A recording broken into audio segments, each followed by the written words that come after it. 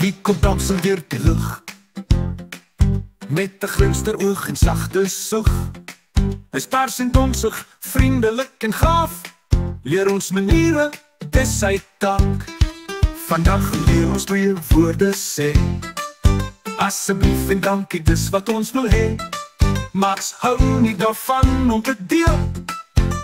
En Ellie vergeet soms wat reg is en heel. In die park met bome hoog, bou hulle kastele met 'n groot boog.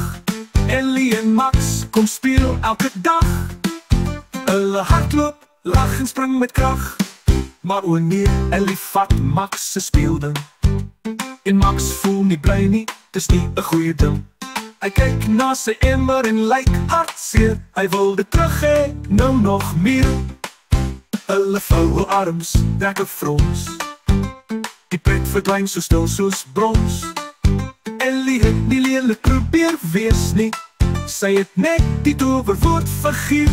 Sing toe of versprank of vul die lug. 'n persdonserige bal sweef vlug.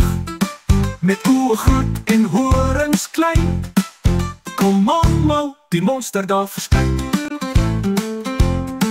Hallo sê hy, ek is Momo.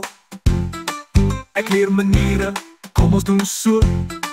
Ellie en Max kyk groot en rond. 'n monster wat praat, dit's ongewoon. Maniere help ons om mooi te speel. Dan maak ons almal bly en heel. Sê asseblief en dankie ook.